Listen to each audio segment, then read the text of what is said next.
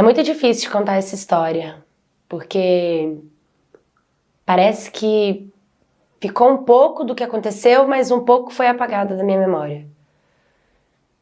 Meus pais sempre foram separados, meu pai casado com a minha madrasta, minha mãe sempre foi mãe solo, cuidando de mim e do meu irmão. Mas com o tempo, às vezes a minha mãe deixava a gente ficar na casa do meu pai para ela trabalhar, para ela fazer as coisas. E o meu pai, ele sempre me rejeitou. Eu sempre senti uma rejeição porque eu não sentia o amor de um pai comigo. Aquele carinho, aquele afeto, aquele cuidado, aquela atenção. Meu pai não era assim comigo. E eu sentia muita falta dele. Então eu cresci acreditando que eu era rejeitada pelo meu pai. Bom, o tempo foi passando. Eu fui crescendo, fui tendo a minha vida, minhas coisas. E com 11 anos de idade, eu comecei a ter um pouco de corpo. Minha mãe começou a trabalhar de garçonete. E pediu pro meu pai para ficar comigo e com meu irmão à noite. E assim foi. Nós chegamos na casa do meu pai. A minha madrasta tinha ido pro Monte Evangelista. Então ficou só eu, meu pai e o meu irmão. Nós deitamos todos na cama do meu pai. E eu acordei de madrugada com o meu pai com a boca no meu peito, sabe? Nos meus seios. O que eu achei aquilo muito estranho, e ele pegava na minha parte íntima, e eu sabia que aquilo não era certo, que aquilo não era legal, e que o que meu pai estava fazendo não era uma coisa de pai para filho, mas é muito difícil você se olhar no espelho e você falar, cara, o meu pai fez isso comigo. É difícil a gente aceitar que a gente passou por essa situação. Uma pessoa que ela não foi preparada para ela se expressar, uma pessoa que não tem liberdade de falar o que sente, a vontade é tentar tirar a própria vida, porque não existe razão para continuar.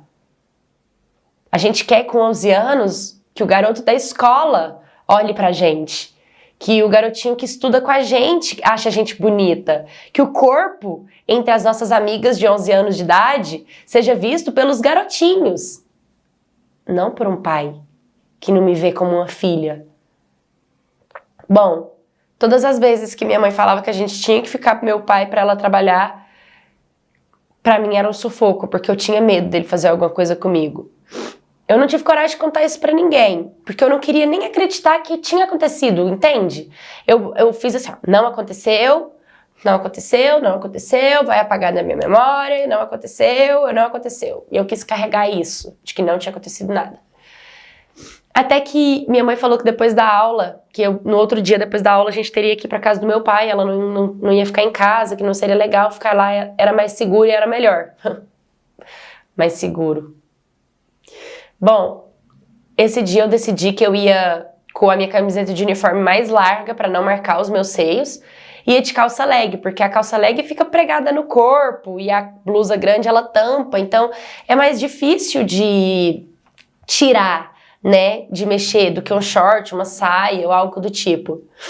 Pois bem, eu saí da escola esse dia e fomos para casa do meu pai. Meu irmão, ele saiu, eu não lembro se ele foi encontrar os amigos, eu não lembro, eu juro que eu não lembro. Só lembro que eu fiquei sozinha com ele. Eu tava sentada na sala assistindo televisão. E ele veio por trás de mim. E aí ele pegou assim, passou as mãos por debaixo dos meus braços e começou a beijar o meu pescoço. Eu tinha só 11 anos de idade. E ele começou a me tratar e a falar várias coisas e tal, e me chamando pra ir pro quarto. E eu falando pra ele que eu não queria.